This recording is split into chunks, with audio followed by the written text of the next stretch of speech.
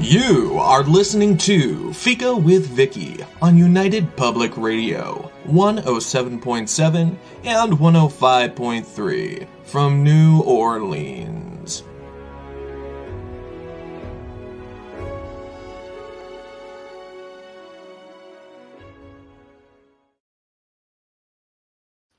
Hello, everyone, and welcome to Fika.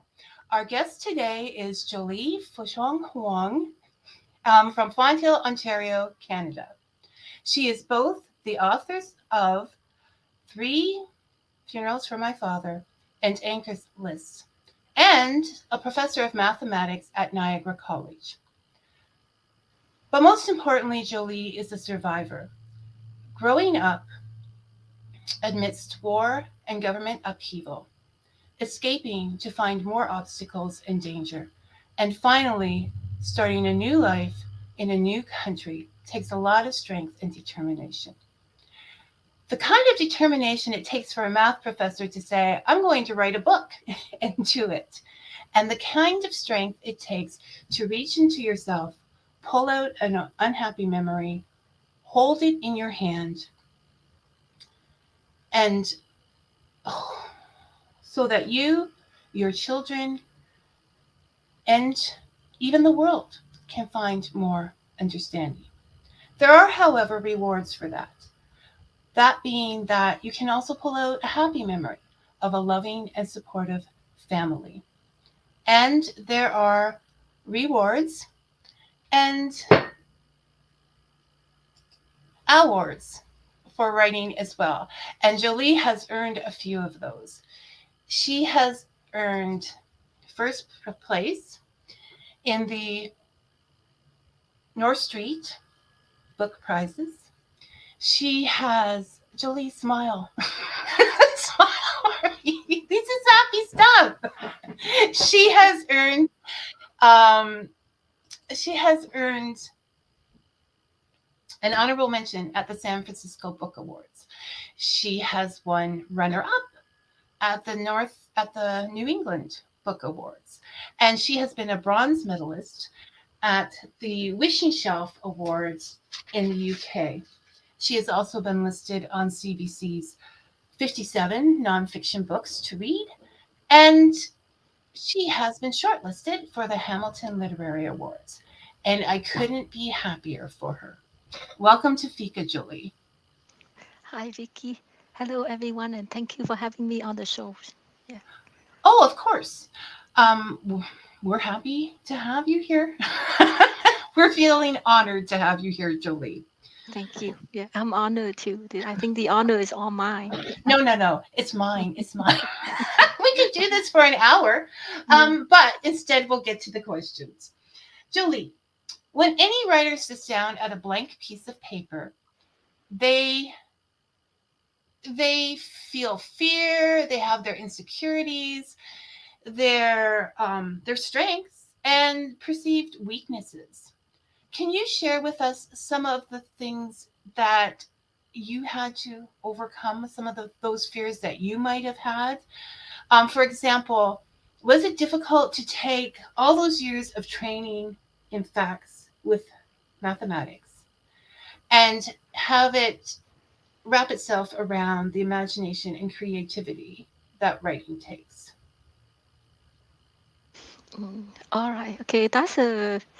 Thank you for asking that. I have quite a few readers asking me if my training in mathematics helped me write.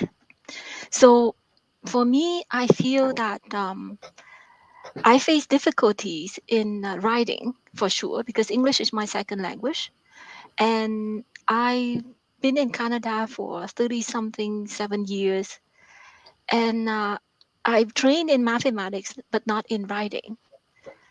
um, but I know that the mathematics give me the discipline that I should try as hard as I can until I get the solution. So in but to me, in writing, you write your words from your heart. So especially when you But you write don't do the mathematics from your heart? um I think I do. Mathematics has a lot more to do with the analysis and the thinking and the brain, but I'm talking about emotion here, right? Yes. So in mathematics, you compete. You really want to get the answer right or wrong, and there's emotion in it. But there's emotion that you can go in a specific direction. You you either just don't do it and give up, or you try harder to get to the answer. So the emotion, I have to tell you that is straightforward to try mathematics. But in writing, I think it comes from your heart, especially in writing a memoir and something you hold so close to your heart. I think when you just let it flow, then it will come. And now with so much technology out there that I can learn. Writing in words, correct my grammars, correct my spelling, Hmm. and also there's a lot of supported on the side, and I have editors who help me with my sentences, and most of all encourage me to know that I can write in English. I can that I've heard that sentences all the time from my editor, that Julie, be confident in your writing. Uh, uh, just trust yourself. You have she told me that I should explore it. So and the story, I think sentences, the thought, everything come from your emotion. And I know that if it's coming from the heart, it will flow, the sentence will flow on the paper. So every time that I got difficulties, I couldn't get the sentences correct, I usually close my eye and imagine myself, um, that how do I write this? How do I put the sentences together? Sometimes you have to imagine as a picture, and you try to pieces like the color and everything together. So I think sometimes writing is natural too. It's natural. It comes from within. Um, and with a bit of discipline and training, I think you'll be able to overcome the difficulties. Yeah. So you're saying if you want to write, just let it go. Just Yes, do I it. think just do it, because you have to. It's the journey of self discovery. That's Right, what I right. feel. So in learning mathematics, you train to do it and you follow the rules. But in writing, you need to look within yourself and find yourself. That's how I look at it. Yeah. And just go wild. Yes. Yeah. I'm having a hard time picturing you go wild, Joey. I think go wide with words. Go wide with yeah. I do go wide sometimes. I want pictures.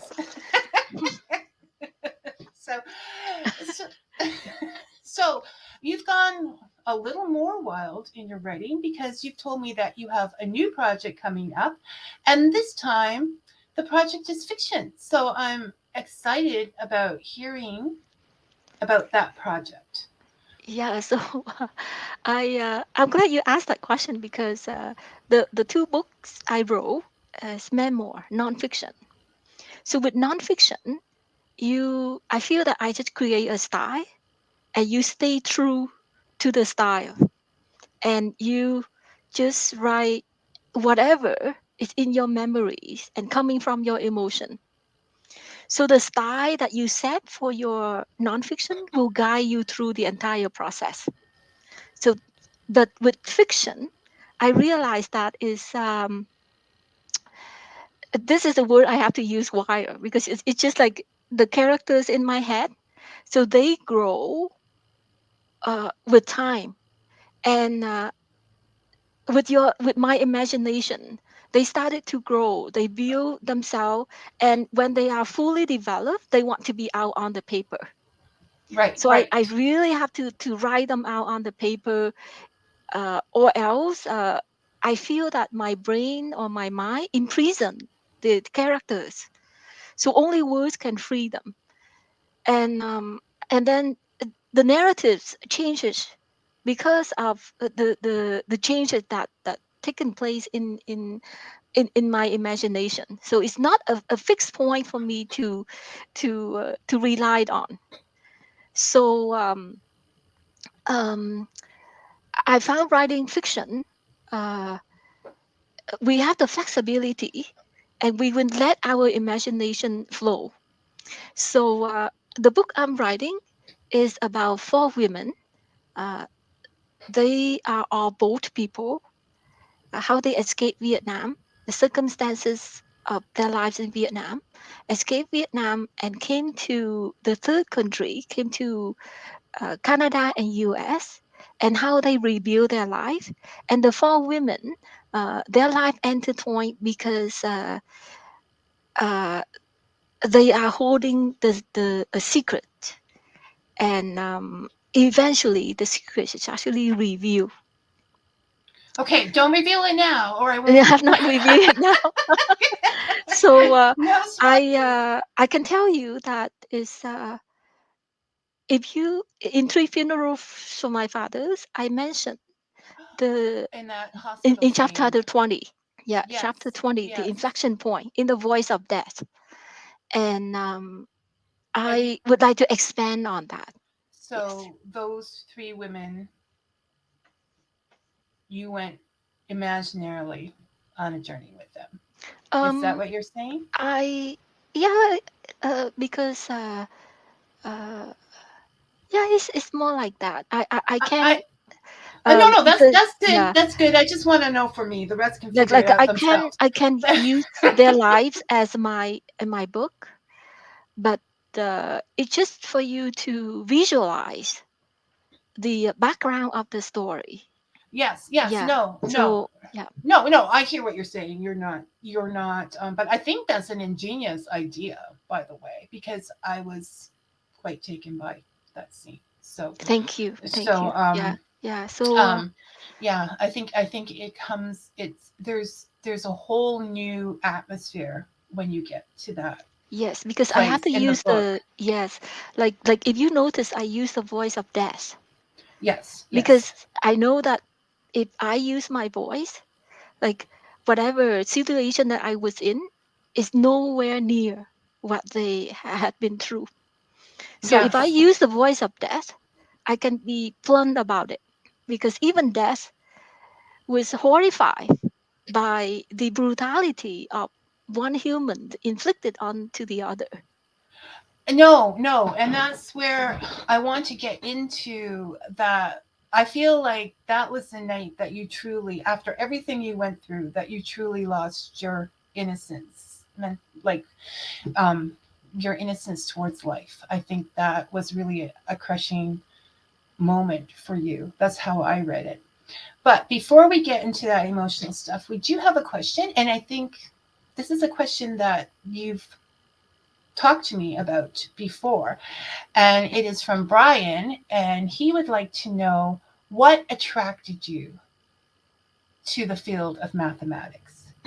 What made Jolie, and I think we've discussed that before ourselves. Can I have a sip of tea before I answer that? Yes. No, Jolie, Okay, there's no tea here. It's only no tea Fika. here. Tea. Yes. Tea is a So part of Fika. thank you, Brian, for asking the question.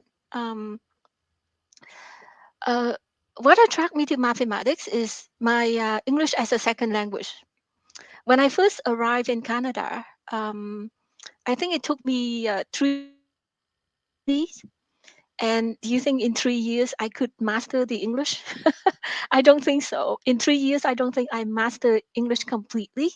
Can I And the interject subject, just a second here? Because yeah. I'm blaming a certain grade 10 English teacher for that. Okay. I feel like his comments, it's in the book, people get the book and read it. I feel like his comments just took a little bit of sunshine from you and confidence. And that's all I'm going to say. Go ahead. Um, so I remember that I need to do well. Like it's everything at that point which I have to do well to get into university, and I need to do well in university. So I think the subject that would let me do well in university take it would take me away from the writing essay and English part of it. Reading is, I think, mathematics, because I did well in 3 calculus courses that I took in grade 13. At that time, they had 3 grade 13. They have algebra, calculus, and finite. So 3 calculus courses, and and I think those grades are really high, like in the 90s. So I got in with the average from those 3 courses pulling me up. I believe that I even got a Stelco scholarship at that time, because your grade, your average was like over the 90%. Then mathematics was something that I feel that I could uh, do well. And honestly, I love mathematics. I love solving words problem. I train myself to work with mathematics, and once I train myself to do well in mathematics, I've learned to love it. So that's how I get into mathematics. And but the back of my mind, I wish I could learn literature. I wish I could learn and analyze the Bronte sisters story.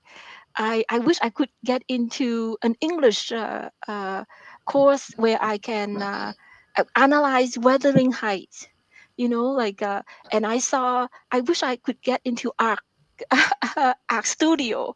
Like, I, I learned mathematics, but I'm dreaming that on the side. So I was writing essay, I was writing paragraph and making poems on the side whenever I get bored doing mathematics. And Does that answer your question, Brian? oh, I think it answers Brian's question. I Yeah. can speak Okay. for Brian. Okay, I Yeah. know him. So we're going to just hide Brian away again. Come again, Brian.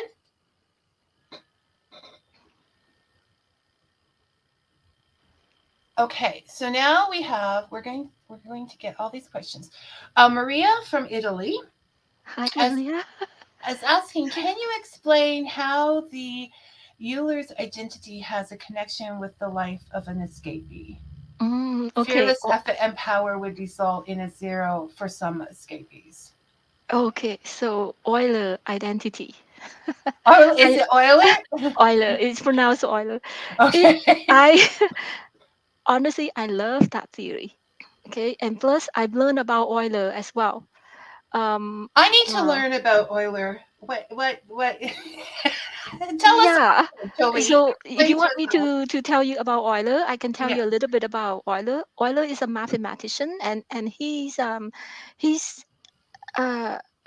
I can tell you that he at the end of his life he went blind. Okay, he went blind, but he during the time of his blindness he produced more mathematical paper than than anyone and any period in his life of working on mathematics. So when he present Euler identity and he proved the theory, he actually said this: uh, if I could prove this theory, God exists. So it's not that he proved God exists. He's a Christian himself. He's a Christian himself. He totally believed in God. But in the audience, there was another mathematician who kind of challenged his theory. So Euler wanted this mathematician to believe in God, and also after he he proved the theory. He said that therefore God exists.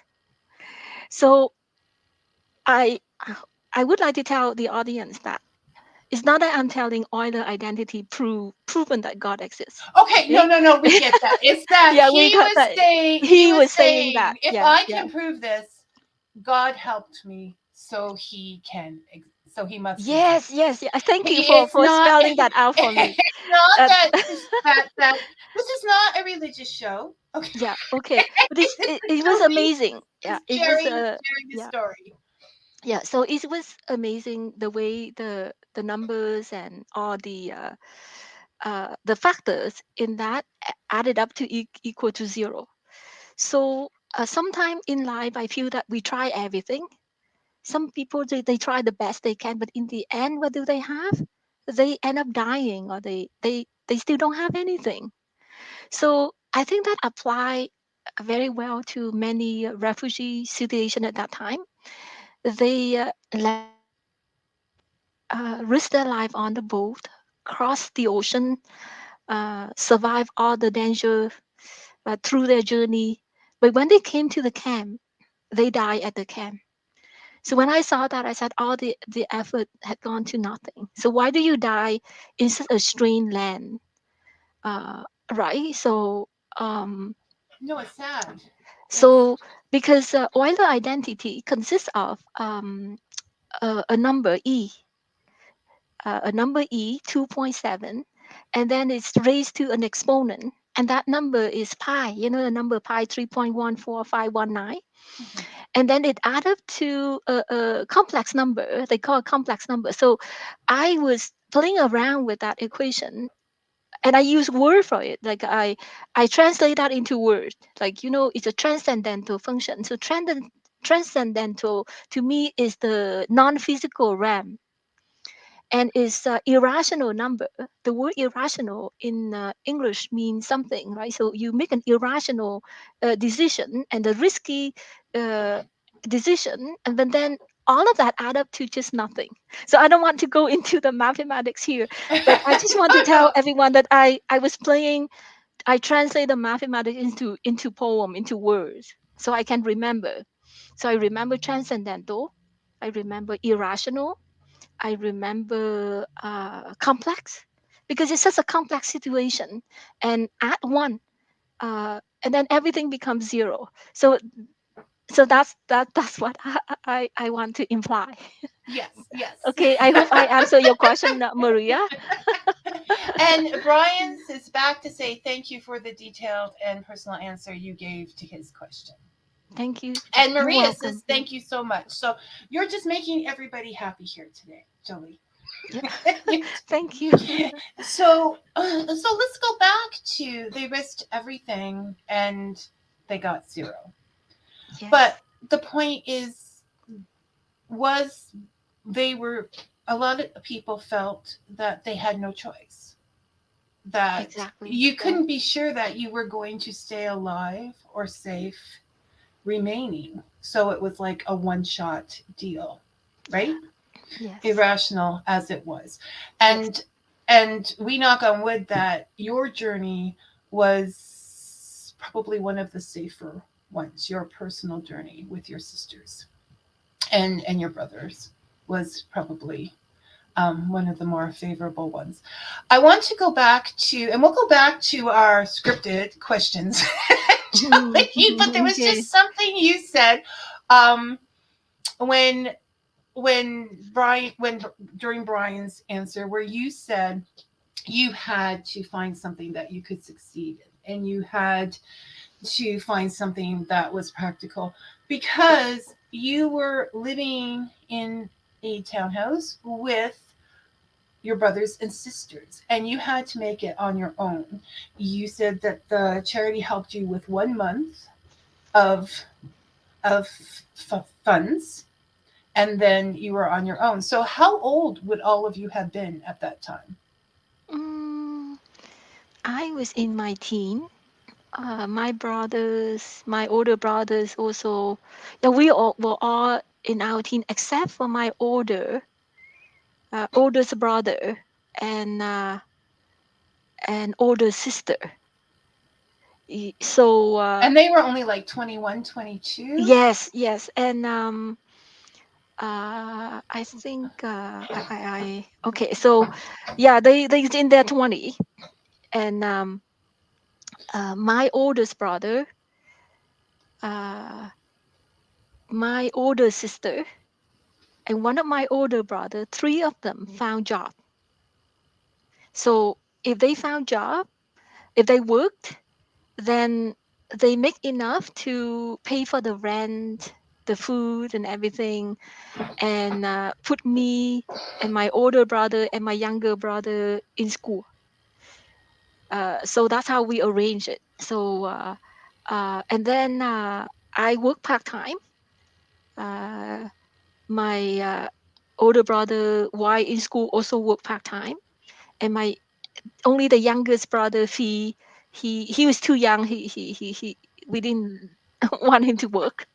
So then I work part time. My brother full work part time, and we had enough to and we save up, and we had enough to live on. Yeah, and after a year, I actually worked three part time jobs. To be very honest with you, I remember I worked three part time jobs. And went to school. And so Yeah, you guys had no choice but to be practical. And I mean, you had a choice, but it just amazes me that a group of young people like that just pulled it in and pulled it down and did it. And yeah. We had a lot of encouragement from the group that sponsor us. Like I remember Mr. John Smith would visit the house and ask how we were doing. I went to Judy's and John Smith's house and babysat their children once in a while. And we also attended church because the group of the people who sponsor us, they went to church. And I think we have a lot of support from them. And they bring it clothes, they bring it hand me down clothes, box of food sometime, box of canned food. So we had a lot of support from from the people who's actually sponsor us. so good people that helped Yes, out. But yes, yeah. but also fantastic Yeah, young and people that the I knew one woke up lady through gave that. me a part-time job working at the yarn store. Yes, I like Yeah, her. I yeah, like her in the yeah. book. Yes, I like her in yeah, the book. yeah. Um, so yeah, so you did what you had to do, and that was Yes, starting off with math, and then now living your dream, right? yes. I can't wait to see your art studio. Oh, I try my art because I think my daughters took all the arts. Yeah, yeah. I'm Because sure. Christy, my younger, my second daughter, designed the cover, and Yes. yes, and youngest daughter Charlotte designed the icon inside the book that appear in front of each chapter to distinguish the voice, and it was Charlotte's ideas to Oh, yeah, so we have the tiger emblem here. We have a tiger emblem, and we have I didn't notice. And we the have lotus, yeah, that's a fantastic idea. That's a yeah, fantastic idea and a fantastic job. So when we're looking and so I can see that the tiger symbolizes your father because he had the spirit of the tiger yes. and he met a tiger.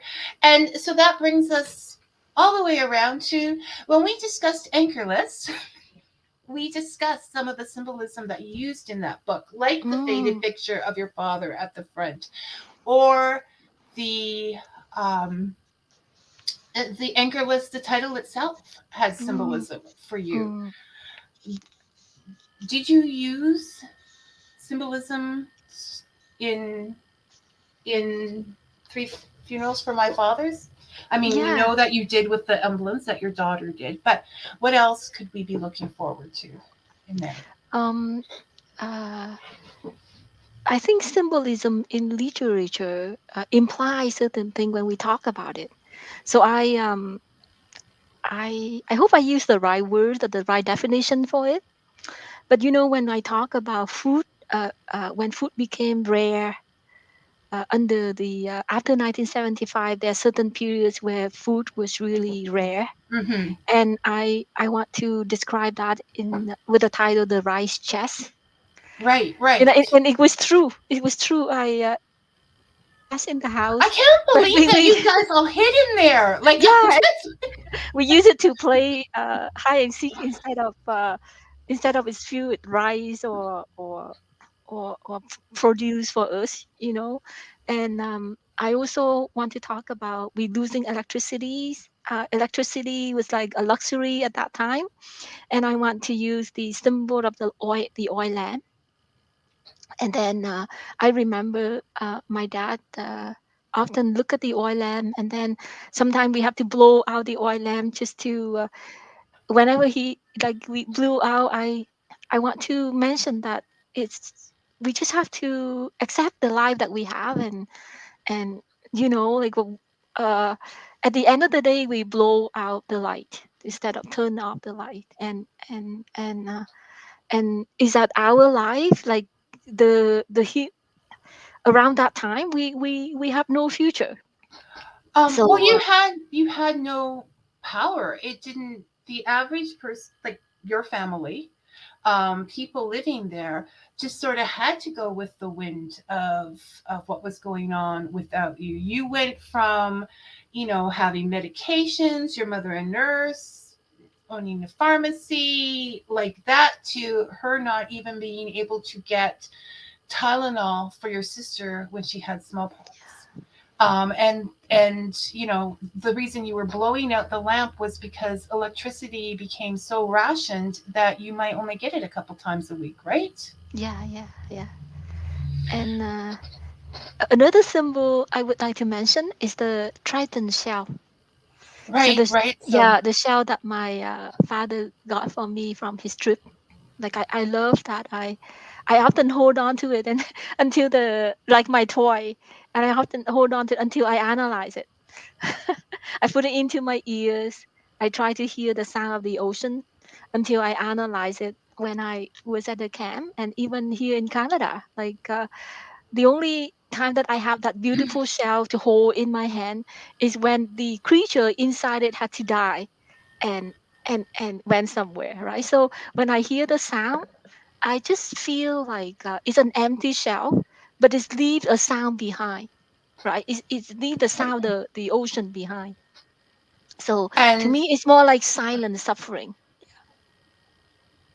and it is. And can you also compare that to hearing your father after he was Mm, gone? no, I never did. I because my father died, and he got buried on land, Hmm. right? Hmm. So I don't think I never thought my father is would never be an empty shell No, no, because no, he's a no, no, no. spirit. I, I He's as living, and even after death, he's still there for me. So for me, like an empty shell, I can tell you that it's a silent suffering. Like you can live, but inside you there's hollow. It's nothing, because you just have to move on with life without even feeling anything. So that's what I think about the shell, the Triton shell. Now, when we That's talk about no, I think that's very, for lack of a word, it's profound that people were as shells. There was nothing to look forward to. You didn't know what tomorrow would bring. You just existed in that moment, right? yeah. Mm. Now, looking for my own symbolism, I'm going to bring this into add a little laughter, maybe. Jolie, you mentioned that green Jeep Cherokee Oh, a okay, lot. okay. And so I sort of saw it as a symbol of movement because it carried you, to the monastery from the war zone. It just seemed whenever you were in trouble and you needed to go someplace, that Jeep Cherokee was there. It Yeah. represented a sense of safety and security and everything that a Jeep commercial would want you to say. Oh, yeah. So I have to ask, have you in your new life in Canada ever gotten a Jeep? Have you ever gone with a Jeep? I actually when I first got my driver license and looking at the car to buy, I Mhm. really wanted to. I had my eye on the Jeep Cherokee. I Believe me, knew I try a few. I try a few. it. I test drove a few of them, but I was picky because I told them I wanted the green color. Yeah, if it's Yeah, the it was sort of green like Jeep Cherokee, I definitely would get the Jeep. But they didn't make the green Jeep at that time. It was the colors either black, red, or anything else. And also, the Jeep Cherokee that my father owned is made right. in the 70s. So Okay. when I got my 60, it's even in the 60 or 70. So when I try those Jeep, is they make a different model. They are Right, right, more modern. So uh, and in the end, to be very honest with you, I settled for another style of a cheaper one, and it's smaller, it's more practical. Uh, for myself at that time, and the price is actually was right for myself. And the Jeep Cherokee at that time, it was a bit expensive. I remember that, but I'm still open to option. So if if there's a Jeep Cherokee out there and it's green, I will eventually will get it. I still had that in my mind that I I, will own a Jeep. I'm Yeah. glad because I just saw it as the knight in shining armor in your book. Like it was like something would happen and then it was like da da da da. There's the Jeep Yes. Jeep Yes. Cherokee. So Yeah. I would be very I would like you to get a green Jeep Cherokee. Yeah. Jolie, should it Yeah. ever happen and arise, Yeah. it would be fantastic. Have you seen a green one out there? I haven't. I haven't. Yeah, you see, We it's had a rare. white Yeah, one at one point. Was it yeah. like a khaki green, like an army green, or was it more like a forest green? I think it's teal. It's like the color of the book. Oh, okay. Yeah, it's a Okay. teal. Yeah. It's a teal. So Yes, yes. I Yeah. think it's great that the book has the same color as the Jeep Yes, yeah. Cherokee. So and then I never intended it. It was my it's Christy who designed the cover and chose this special teal color. Yeah. So, well, Mhm. congrats, Christy, because it's a Thank you. very beautiful book. Let me get it Yeah, there yeah. straight. Okay, so, and I said I wasn't going to say so this broadcast, but I just said so. Going back, and we were talking about some of that night in the clinic, the hospital, at the refugee camp. Other things that you have seen. Now, I find you to be a very gracious writer, Jolie. Like you just sort of state what's happened, and don't get into a lot of emotion and that about it. This is what happened to us. But in that scene and in some of the others, just a little bit more, I have found that your voice became bolder. You weren't perhaps quite as understanding of some things. For example, I know when we talked earlier, and the people, you just said that the people at at the oil rig, right? When you Mm, stopped to try to get mm, off, the mm. people at the oil rig were like, they gave you foods and cans and made them sound quite nice. But on this one, it was sort of like, no, you don't need help. We'll give you some food, move on, right? So, Mm, so your voice is a little bolder.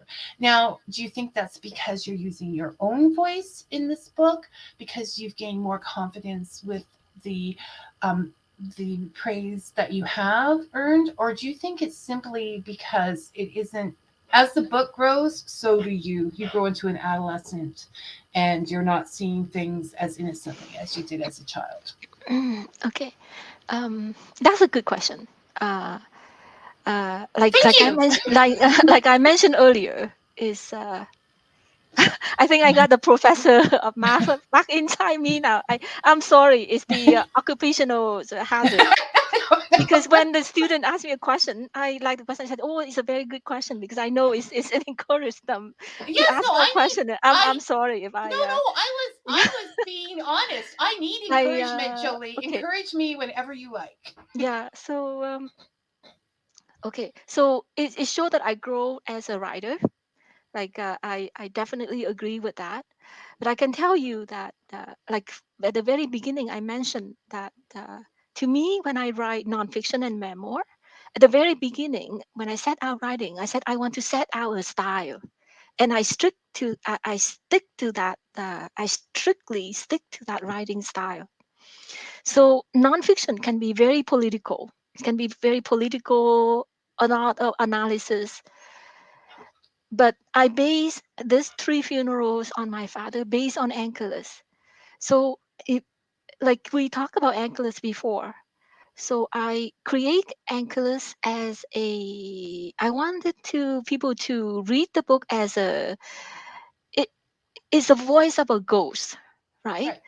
Pondering his death and his life, and still want to lingering around the livings, his children. But then how can we hear his voice? So I wanted to be like a whisper, a uh, a regret, and full of sorrow, because that's exactly what happened. Good. Yes. Yes. And when I move on to three funerals for my fathers, I have to look at my emotion. Okay, my emotion at certain periods, and I need to stay true. Like, remember, we need to set aside, we stay true to what we want to write at certain periods. So certain period of my life, that exactly what I saw, so I wrote it, and Yeah. how No, I that's what. felt at that time, so that is how I felt at that time. And when I experience more at the camp, so this is exactly what I saw. So and then I yeah, like you said, I'm bolder by using the voice of death, but I have to choose another voice in order to express that. And it's not that the praise that I receive in Anchorless or receive in my writing, that I feel that I'm bolder in my writing. I don't think so, because to me, writing Anchorless and writing three funerals for my fathers is still my responsibilities, that I need to reserve a piece of history so that my daughters, and to give them an answer that they always wanted to ask me, to give my nieces, my nephew, uh, the answer to the question, so they know about their roots. They know that their parents are both Vietnamese, both people, and they knew that the parents had to escape Vietnam, went through a lot to be able to establish a life in America and in Canada.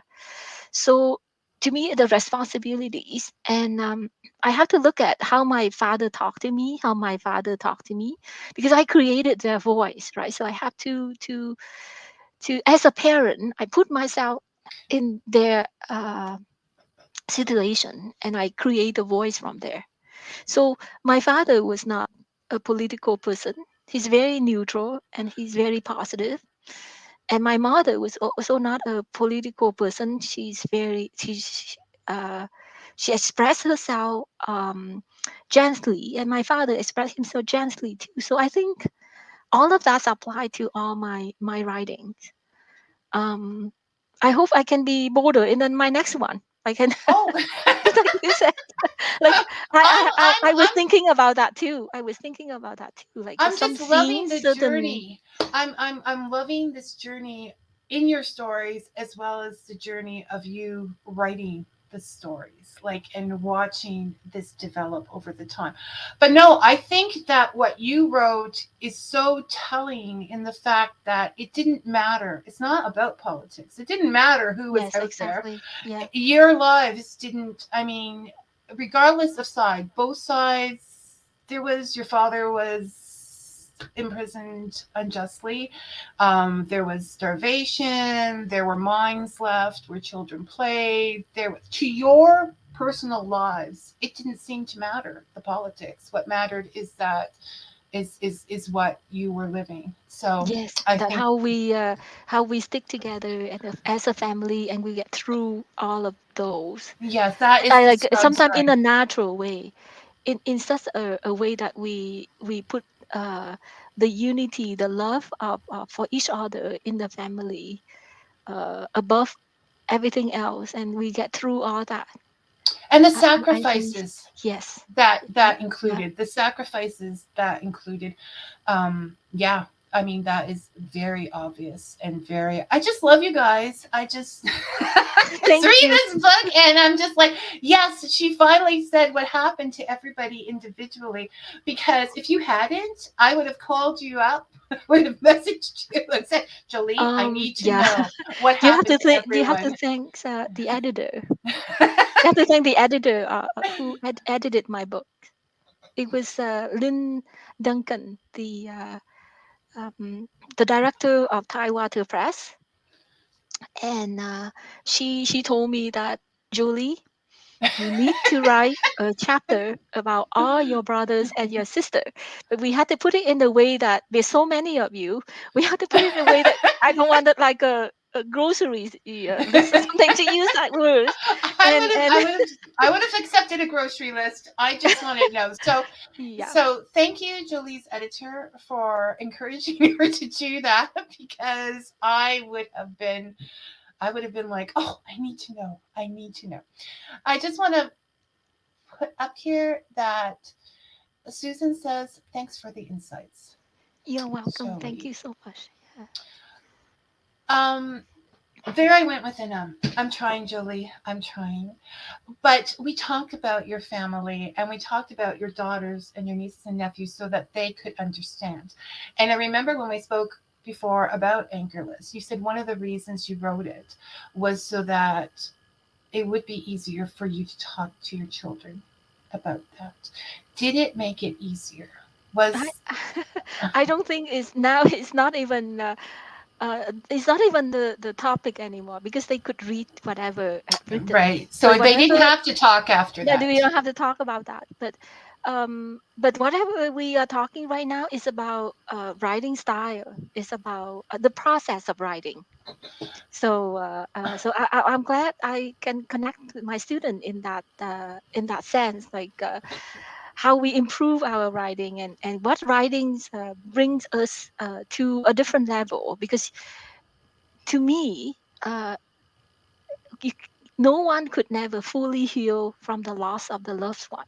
No, no. I think it's only from what we process it, how we deal with our grief, and what we learn from it, and whether tragedy destroys us, or whether we coming out to the other side and learn a And you lesson came from out, it. baby. Yeah, You came out the other side. yeah. Thank So you. Yeah. glad. Such an example and inspiration and all of that stuff. You got all of that stuff. Thank you, Vicky. You always have good words for me. Uh, Oh, I, you're easy I, to have words for. I appreciate very much. I'm very flattered. I'm very Oh, flattered. okay. Yeah, Yeah. yeah. No, Um, I look at your situation and think, wow. I look at your family and kids of that age. I'm going to call you kids. You probably would have hated that at the time, but you're calling your kids kids, right? No matter how yeah, old they're yeah, getting. So, yeah. I mean, the group of kids that just did that and did what was practical and put, other things aside is just. Not only that, I have to say one scene. I want everyone to buy this book, not listen to what we're saying. But there's a scene where you're waiting, which brings me to another question, where you're waiting for the gentleman who was supposed to be leading you to your father's boat to come back. And I just imagine this group of teenagers, young people standing on that tree, not knowing if he was going to come back and if they were going to stay alive. And Jolie, that alone, regardless of everything else, is enough for you to have survived. Okay, and honestly, people, it's wherever you can find books online. Get a copy of Three Funerals and For My Father, because it will bring an understanding to you of what people actually went through, that you wouldn't have in any other way. Thank you. Okay, we are running down to 10 minutes. So I want to get the most important stuff out there, Jolie. So I'm going to ask you. I have that song that I would like you to recite the lyrics to, or we can discuss more about the fact that you were left by that tree, that people would scam people and report them, and just all kinds of things were going on at the time. But do you want to recite the song, because that was very. Mm, yeah, I will read part. I will read Yes, recite it. I'm not going. Okay, but Jolie to will sing, not I play think, her guitar or sing. I've yeah, tried it I, before. It's not going to happen. But yes, I said recite. And yeah. was this one of the songs that you wrote, or one that you already knew with your sister? We kind of make up song.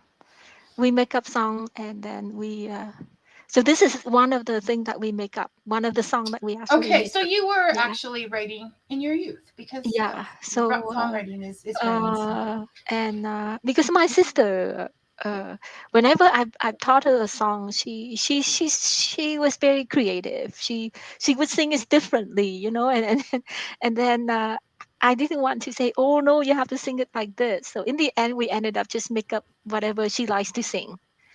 So she would. I think it's more of my younger sister. Like she likes to sing the way she wanted to be sang. Yeah, So and then we act our plays. We play with each other. We read the story. We read a story, and then we make up a song from it. And uh, I believe that we actually I read her a story about a sacrifice of a mother to save her child, and then we kind of make up this song. Yeah. So do you want me to yes, I would like you recite to re, recite the the words. the words of the both English and Vietnamese? I think it would be beautiful to hear it in Yeah. So Vietnamese as well. I just read the poem, right? The poem Yes, right yeah, no here, singing involved, and Jolie. then Just read it. do you want me to read the paragraph before that, or just the two of them? Whatever you like. Mm, What do you mm. want to do? Okay. I think I will read the poem. I call it a poem because we make up a poem, and then I will read the A verse poem in Vietnamese. How's that? Okay. Okay. Yeah. How about I read a paragraph just before that as well? Okay, just Okay, to Jolie, lead whatever into you. it. Okay, yeah. Okay. Okay. Let me do this. I rely so much on tea. It's a good That's thing. one of my weakness. Yeah. Thank you, Vicky. Yeah.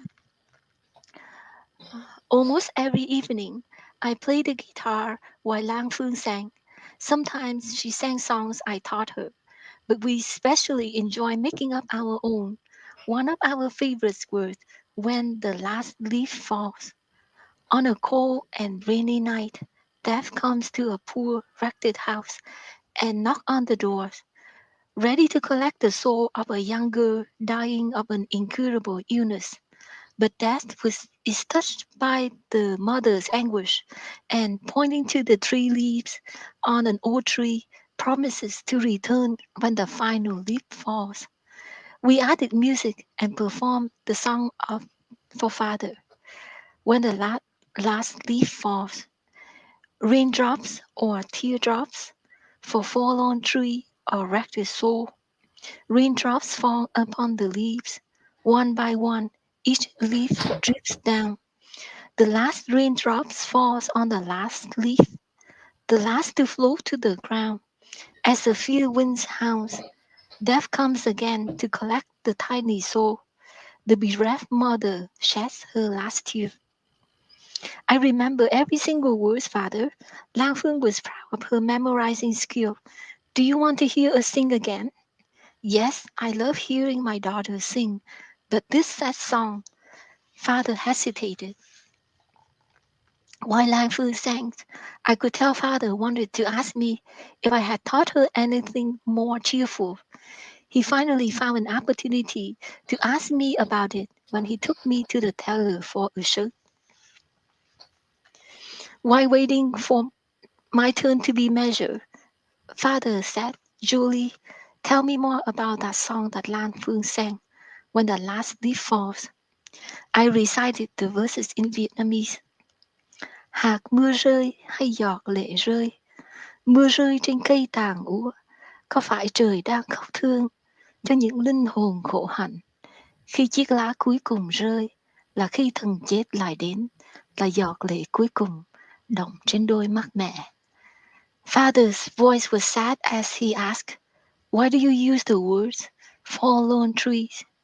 Because a storm will bring the old tree down. Are you comparing raindrops to the tears of heaven? Yes, Father. I wanted to express that heaven cries when human has no tear left. The guitar chords are easy too. I just switch between chords D, B minor, A7, G, and E minor. The last sentence hints that when death arrives, death also collected the mother's soul. Yes, Father, she shed her last tears. She never cried again because she died. Yeah. And that was beautiful and very foreshadowing in the book. So thank you for reading that, Jolie. Thank you. I know Yeah. it might have been a hard thing to do, but it was a beautiful Yeah. thing to do. I actually loved reading in Vietnamese. I thank you for giving me the opportunity to recite this in Vietnamese in my own language. Oh, it's beautiful to hear. Yeah. I love to hear, and yeah, I love to hear, and it is very hard to it is very, with all the accents in that, it's very simple, but it's with all the accents in that, it's very hard to like, it's the translation of, say, that I'm going to call it a poem. Is it very difficult to make from Vietnamese I to actually English? wrote it in Vietnamese. I wrote it in Yeah, but Vietnamese. I mean, And then back I in English, translated into English here, does right? it have the same feeling in English that it did to Vietnamese in Vietnamese to you? Is it? No. I No, think no. in Vietnamese it's more poetic. To me, it's more poetic in Vietnamese. Yes, and Yeah, and I love if any Vietnamese person out there listen to this. I think they will understand that. Yeah. yes. So listen, report back to her on her Facebook page. Or Yeah. whatever. She would love to hear from you. Authors always Mm, love to hear from people. Okay, I'm going to have one more question here. Brian has asked, and then we'll as a writer, I'm always fascinated by the tools writers use to create their books. Also, different tools, example, writing by hand versus word processor seems to affect how we write. What tools do you use, Jolie? mm. Do you like to write by hand or do you prefer to use the computer? Oh, actually, I wrote a lot in my notebooks first. Like I have a lot of notebooks. I can show you. Yeah. This is the notebook for my next book. So I did in writing because honestly, when you actually write it by hand, you are more free.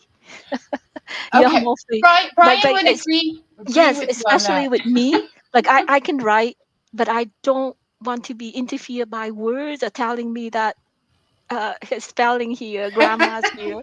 Like it is we have to let ourselves free with the Word words. is So so bossy.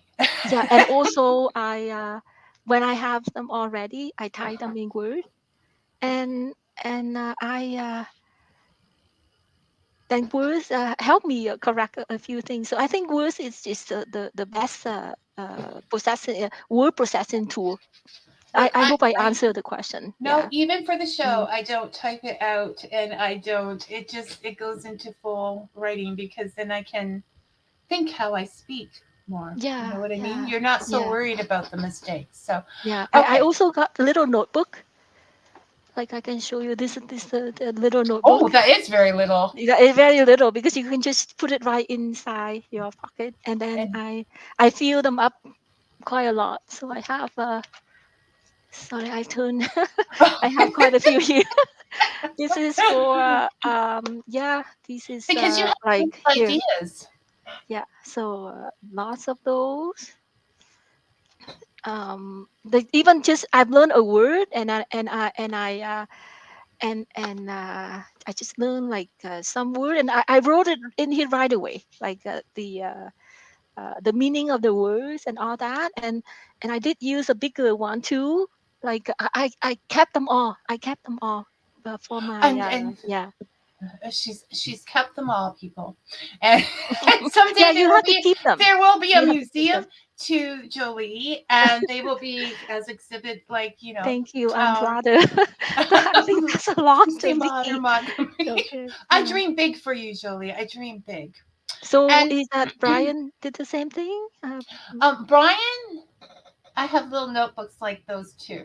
Of course, Okay. Brian Thank is you. he's in my writing group, and Mm, he will be joining us in a month or so. And he has, yes, he writes first, and then tries to find an organized way to put them in. I think he's just taking a whole bunch of stuff and putting it into Notepad right now.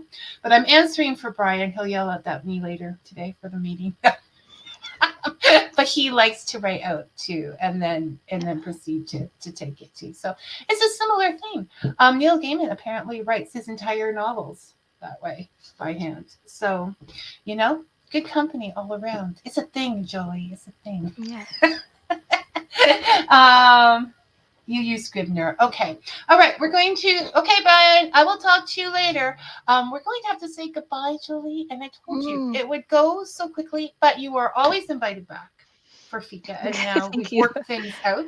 Yeah. And yes, thank you. Thank you, everyone, for attending, for taking your time and spending the time with me and Vicky. I appreciate it, and thank you, Vicky, for all your kind words, all your My the true nice thing that words. you. Yeah. Thank you.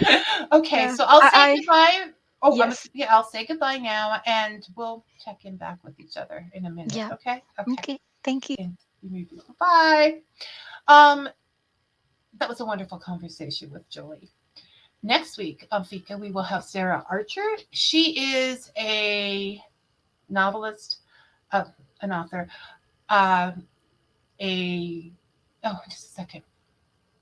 She is a novelist, an author, a screenwriter, a poet, a blogger.